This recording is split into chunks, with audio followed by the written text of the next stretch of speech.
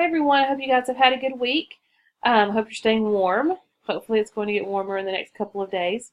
I just wanted to take a few minutes to go over our next major topic, which is surveys. And you may be thinking to yourself, when in the world am I ever going to do a survey? But we do surveys a lot, if you think about it. Answering questions for people at work. You probably completed some type of employee satisfaction survey. If you do a performance evaluation, that's a survey. And at my job at First Orion, we are actually in the middle of doing both of those. We have a performance check-in process that's starting, and part of that requires that the employees seek feedback from their peers, about their performance and how they work with the team. They're sending them questions to answer. That's a survey. We're also doing an employee engagement survey where we are trying to judge employee satisfaction, trying to determine how engaged people are in the organization, and that's a ton of survey questions. So if you're thinking of going to leadership, if you want to go into management, if you want to go into human resources, really any type of job that you want to have, at some point you're going to have to ask questions of people in this way. So I think understanding how to create and distribute and analyze a survey is important. So I want to go over just kind of where we are with this first or this next major assignment, and one of the assignments that will be due on March the 10th. So the actual survey, along with the analysis, needs to be completed by April the 12th. And so I think once you get your questions together and you get your agenda, you're set, then I think it's going to go pretty quickly for you. But I want to go over a few things that we're looking at first. So the first part of this assignment will focus on actually creating the survey. The second part will focus on the reflection. What did you learn from your participants, and what did you learn about the process of giving surveys? So for the first half of the assignments, we're going to be looking at 7 things. So first you need to decide your topic, which most of you have done, and I think I've signed off on just about everyone's topic. You need to check that before you move on to the next step. You'll need to do some research on your topic. What information is available?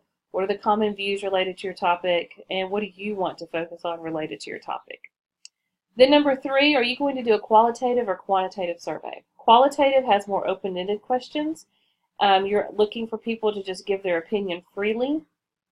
There's very little structure to the type of answers that they provide. It's just kind of more free-form type responses to the questions. You get a lot of information this way, and if you would like to tabulate those results, you have to do a theme analysis. So what are the common themes, what are the common ideas across all of the responses? Or you can do a quantitative, which actually results in a more of a statistical analysis. So this is a type of survey most of you have probably seen, where you have to, rate your opinion on a scale of, 1 to 5, or highly satisfied to highly dissatisfied. Those are quantitative surveys because you can easily conduct a statistical analysis of the responses. And so you just need to decide what type of survey you would like to do. Then you need to decide how to select and communicate with your target audience. How are you going to reach them? Do you have a select group of people that you want to contact directly? Do you want to put a notice out on Facebook? Do you want to send an email to a group of people and see who would be interested in completing it? What's your method going to be for obtaining your participants? And you need to have at least 25 people would be ideal. More would be great. A little bit less you could probably do, but you don't want to have too few people, because then you don't get the scope, of the respondents. So on page 151 of your textbook, it talks about how to select participants. Then you need to determine how you will distribute your survey. I recommend using an online tool like SurveyMonkey or Google Form.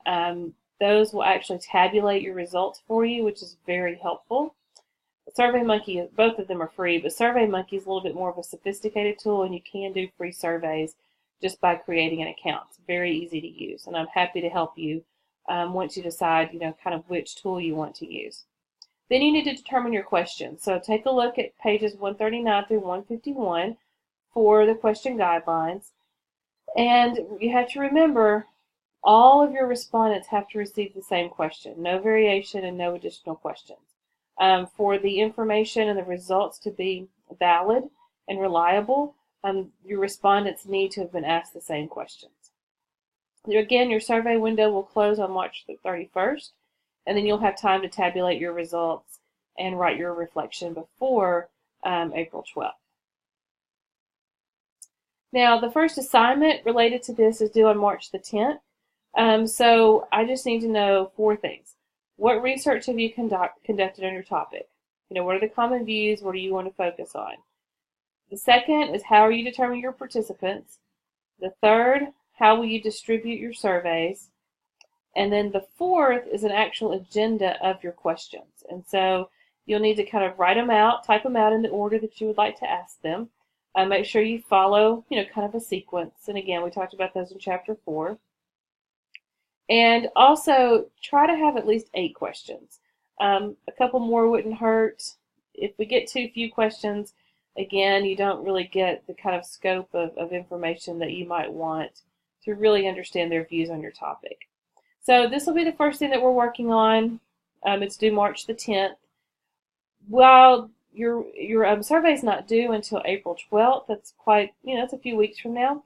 So we will be working on other things. We'll be getting ready for your mock job interviews and things of that nature as well.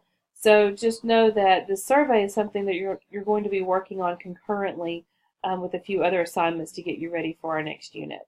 So if you have any questions, just please let me know. Don't hesitate to ask, and I'll be happy to help you out. And I really look forward to seeing what you learn from your surveys. Thanks so much.